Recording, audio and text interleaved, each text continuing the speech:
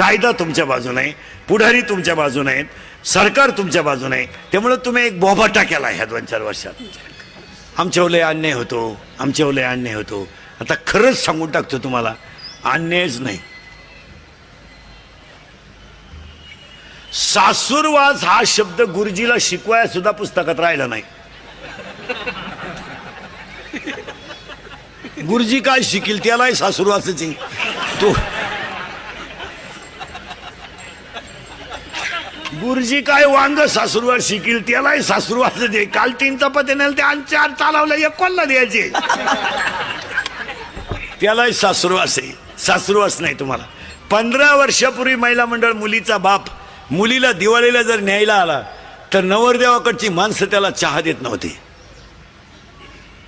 पाणी पित नव्हतं. तो मुलीला भेटायचा तर त्याच्या डोळ्यातल्या पाण्याच्या धारानं 2 रुपयाची नोट ओली व्हायची आणि मुलीला द्यायचा. आज आम्ही कोटी रुपयाचे बंगले बांधलेत आणि आमच्या बापाचा चहा तुम्ही बंद केलाय तरी आम्ही तक्रार करीना. याच्यातले जेवढे श्रीमंत माणसं बसलेत कीर्तनाला, एकालाही घरी चहा नाहीये सकाळी. लाबाड बोलायचं नाही. हे चहा घरी पित नाही, लय दरिद्री. श्रीमंत माणसं लय हलकट, हे फक्त कडक कपड्यानं झाकून जातात, नाही तर लय भांगार. हे फक्त मोठ्याच हे बनवून झाकून जात, नाही तर हे घरी चहा नाही पिती. हे सकाळीच हाटेल पुढं. आणि चहा काय मोठ्याचा पितात काही, गरीबाचा, सुताराचा, गावंड्याचा, जे इटाराचा जात्यात त्यांचा चहा पिते. अशी दरिद्री बसतात त्या खुर्चीवर. आणि मग ते सुतार गावंडी फुगीर राहते. ते 300 रुपये रोजाचे माणसं. दादा चहा घ्या द्या. दादा नाव काय त्याचं, दादा चहा घ्या ना द्या ना. आणि चहा प्याता प्याता दादा म्हणतो, थोरल्या मुलांना आपल्या JCB घेतला का, तुला खड्डा घ्यायला घेतला का, का नाही घेतला तुला JCB. दरिद्र तुला चहाला पैसे नाही. अरे ते बिचारा इटाराच आहे जाते तरी 10 लोकांना चहा पाहिजे. ते ही श्रीमंत माणसं लय भंगार मारा. हे फक्त हाती पैशावाले असल्यामुळं आपण त्यांना काही म्हणत नाही ना, तर त्यांना भेजे बिजे काय हे अडपटच येते. फक्त लक्ष्मी त्यांच्या घरात असल्यामुळं आपण म्हणतो हे वांग काय आहे त्यांच्याकडे. आजही तुम्ही गरीबाच्या घरात जा, ही आमची शेतकऱ्याची बाई आहे, 3 मुळ्या ऊसाच्या तुडी ती बादलीभर धुणं धुती आणि 10 लिटर म्हशीचं दूध काढी ती. सर्दी होईना तिला, सर्दी थंडी तापतं बाजूलाच. सर्दी झाली तर ती लगेच कोरा चहा पितीन, मोकळी झाली. याची लिफ्टनं वर जाती, लिफ्टनं खाली येते. मणक्यात गॅप, डोळ्याला अंधार आहे त्या. अगं तू जगती तरी का आला, जर त्यालाही मोकळं करीना तोही गुंतून ठेवला, त्यालाही दुसरी करता येईन तोही उलथानं काय करते त्याला. पटलं. आजही शेतकऱ्याच्या घरात जा, 15 माणसाचा स्वयंपाक 15 मिनिटात, पिठलं भाकर पण दणकून. हे श्रीमंत हलकट माणसं मोजी त्या. 5 सांगितले 6वा वाढला, संपल्या चपात्या.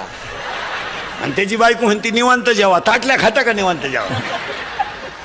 शेतकऱ्याच्या घरात अजून आरुळी देऊन चहा येतो. आणणारे चहा वजन नाही आहे, गरीबाच्या घरात वजन नाही आहे. आजारी तुम्ही मग बोलायला काय, वजन नाही आहे. अजूनही गरीबाच्या घरात जाऊन पहा चहा आणणारे. हे श्रीमंत हलकटांचं तसं नाही.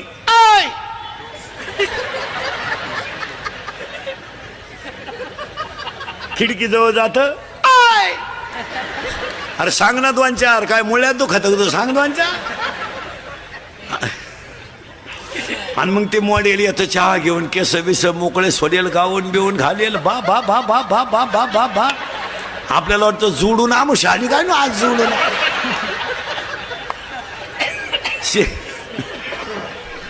अरे शेतकऱ्याच्या घरात चहा प्यायचा म्हणजे कपातून बशीत.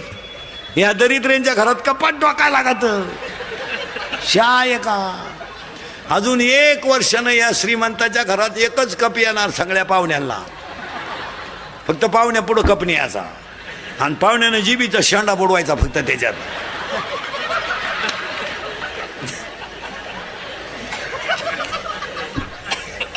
आणि मग ही श्रीमंत माणसं गमेंटीत जगात मरती नाही, नुसते पडेल खाटाव, नुसता पाहतो पाहुण्यांक.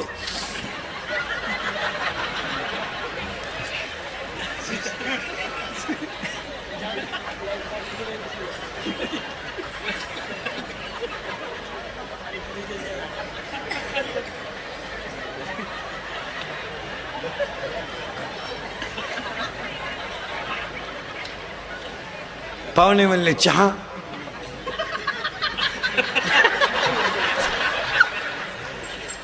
दूध. थोडी दारू.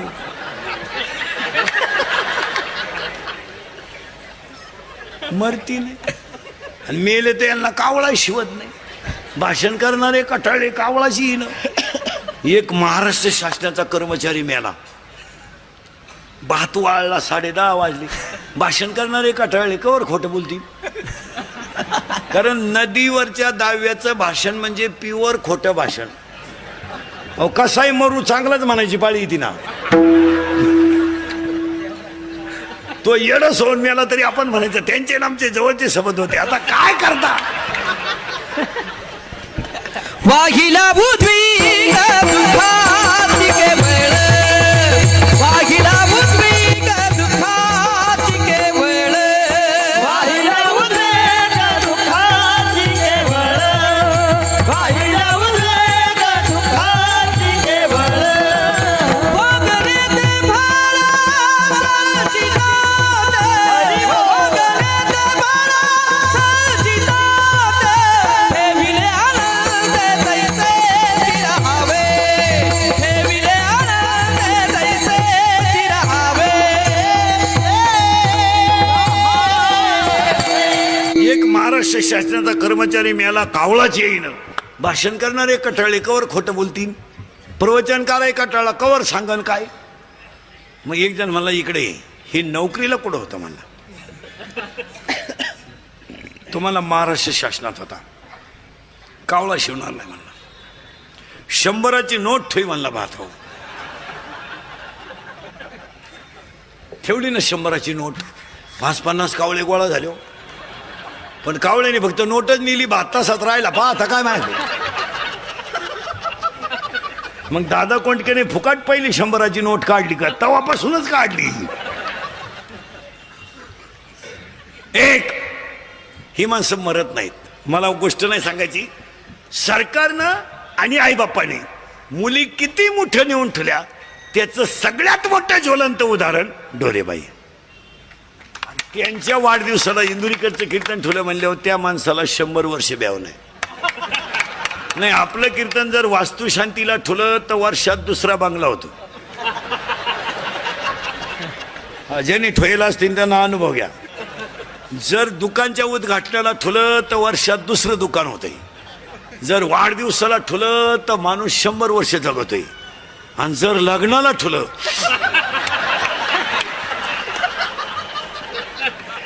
बाकीचा विचार घरी गेल्यावर करा.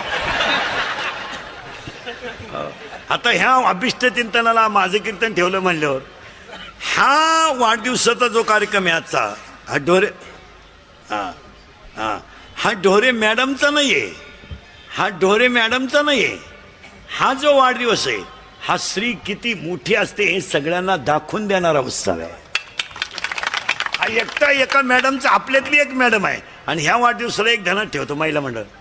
आपल्यातली एक स्त्री किती मोठी होऊ शकते हे त्याचं उदाहरण आहे. देव कोण नाही देत नाही काही. कुणी उठणं हे नाही. माईक तुटस्तवर भाषण करणारी माणसं आहेत. वायरी तुटलं तरी बोला त्यातच. हो पण ह्या जगात स्वर्गीय श्री बाळासाहेब ठाकरे नंतर भाषणाची लकप कोणाला जमली नाही. नाही नाही नाही नाही नाही नाही. बाकी मरू द्या. तसे कपडे घालाल तुम्ही. तसे कपडे घालाल तुम्ही. दाढी राखाल तशी. पण ते पुन्हा होणे नाही. काय मध्ये तुमचं. नाही नाही नाही. उगाच कोणी उठायचं आणि काहीचं काही बरळायचं त्याला काय किंमत आहे. सचिवानं लिहून द्यायचं आणि यांनी बोलायचं त्याला काय किंमत. तुम्ही तुमच्या त्या माणसांच्याकडे तुम्हाला आता आमच्यापेक्षा तुम्ही जाणकार आहेत. बाळासाहेब ठाकरेंच्या व्यासपीठावर कधी तुम्हाला टाचन दिसलं का कागद. खुर्चीवर उठायचं सुरू का. अरे ती ताकदच आतून होती महाराज. आपाप शब्द बाहेर पडायचे. आपाप उभं राहिल्यावर टाळी वाजत होती. तर बोला गप्प बसेपर्यंत टाळी चालत होती.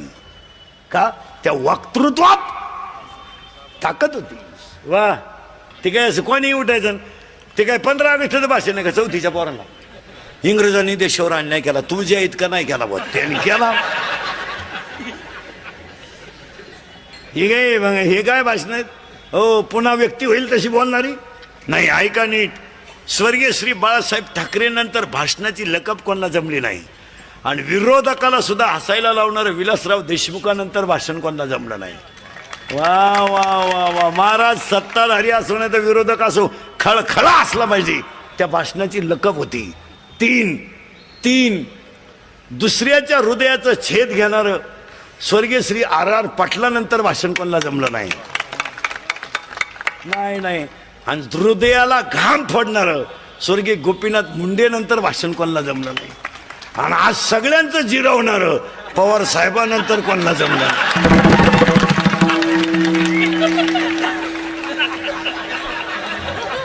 नाद खुला.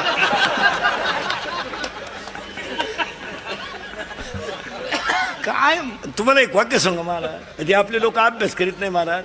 ही जी माणसं असतात ना महाराज, नगरसेवक साहेब मॅडमला सांगून ठेवतो, ही जी माणसं असतात ना महाराज, ही इतरांच्या तुलनेत बुद्धीनं 10 वर्ष पुढे असतात. काल ज्यांची जयंती होती ते महात्मा ज्योतिबा फुले, शाहू महाराज, संभाजी महाराज, डॉक्टर बाबासाहेब आंबेडकर, सावित्रीबाई फुले, ही जी माणसं होती, बाळासाहेब ठाकरे, शरदचंद्रजी पवार, ही जी माणसं आहेत ना महाराज, ही आपल्या अभ्यासाच्या 10 वर्ष पुढे आहेत. आपल्या डोक्यात जेव्हा मराठी शाळा येते तेव्हा त्यांच्या डोक्यात इंग्लिश मिडियम येतं, आणि आपल्या डोक्यात एअर खांदायची येतं तेव्हा त्यांच्या डोक्यात ठिबक येते. आपण म्हणतो एअर खांदायला पाहिजे तेव्हा ते म्हणतात ठिबक केली पाहिजे. आपण म्हणतो इंग्लिश मिडियम काढलं पाहिजे तेव्हा ते म्हणते इंजिनिअरिंग काढलं पाहिजे. इतका त्यांचा ना आपल्या बुद्धीचा इतका फरक आहे की नाही. आणि ही 80 वर्षाची जी ताकद आहे ना, सगळ्या तरुण पोरांना सांगतो, ही 80 वर्षाची जी ताकद आहे ना, ही ताकद 18 वर्षाच्या पोराला लाजिते हो. 18 तरुण पोरांनी पवार साहेबांकडून एकच घ्यायचं महाराज, 80 वर्षात त्या माणसाकडे इतका उत्साह आहे. 80 अक्कल बंद होती माणसाची. 80 तुम्ही बुद्धिमान, तुम्ही हसण्यावारी गोष्टी नेऊ नका. त्या माणसाकडं वय 80 वर्ष आहे पण चैतन्य 28चं आहे. महाराज कोण प्रवास करतोय? काय बोलायच्या गोष्टी सोप्या आहे का? इथं 2 दिवस आळंदीला आला तर 3 दिवस उठला नाही. तकलीफ झाली. तुम्ही बारीक अभ्यास करा, तुम्ही मी. महाराज कष्ट आहे आणि एसबीएनला फिरणं याच्यामध्ये कष्ट आहे, पण त्या माणसांच्या चेहऱ्यावर कधी माईकवर उभे राहिलो कष्ट जाणवत नाही हो. आपल्या सगळ्या तरुण पोरांनी तो पक्षबिक समोर होते त्याच्याशी काय आपल्याला घेणं नाही. आपला काय राजकारण, आपला पिंड नाही. तुम्ही म्हणाले एकाच माणसाचा प्रचार करतो, बावळाट पण आहे. मी सगळ्या पक्षाचा निष्ठावंत कार्यकर्ता आहे. आपलं असं आहे, सगळ्यांना समान. ते राष्ट्रवादी, काँग्रेस आणि सेना आणि भाजप ते आपल्या बजेटमध्ये बसत नाही. ते तुमचं तुम्ही झक मारा तिकडे. आपण फक्त व्यक्तीच्या कर्तृत्वाला किंमत देणारा माणूस आहे, त्याच्या पक्षाला नाही. पक्षाला काय घेणं आपल्याला काय करत. बरं कोणी पक्ष काढला तर काय आमच्या पक्षाची तुलना होत असते का? तुम्ही किती पक्ष काढले